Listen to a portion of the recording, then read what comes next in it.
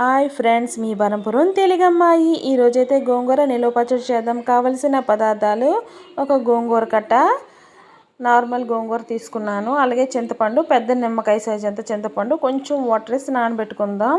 అలాగే మెంతులు 1 spoon fry చేసుకుని పక్కన పెట్టుకుందాం. ఎండుమిరపకాయలు కూడా కట్ చేసేసుకున్నాను. 10-15 ఎండుమిరపకాయలు ఉంటే మన కారానికి తగ్గట్టు ఆయిల్ వేసి ఫ్రై చేసి పక్కన తీసుకున్నాను. అలాగే గోంగూర కూడా కొంచెం ఆయిల్ వేసి ఫ్రై చేసి పక్కకు తీసుకోవాలి. వేరే సపరేట్ ప్లేట్లోకి అయితే తీసుకున్నాను. అలాగే చింతపండు నానబెట్టాం కదా, ఆ చింతపండు కూడా బాగా ఉడికించుకొని చల్లార్చిన తర్వాత మిక్సీ అయితే చేసుకుందాం. ఇప్పుడైతే తాలింపు వేసుకుందాం. తాలింపుకి అయితే రెడీ చేసుకుందాం.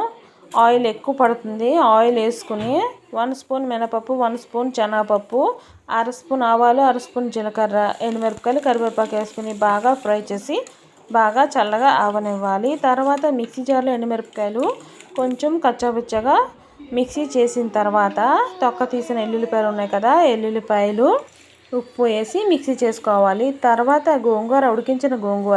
ఉడికించిన చింతపండు మిక్సీలో వేసుకుని మిక్సీ చేసుకోవాలి. నేనైతే మిక్సీ చేసేసాను.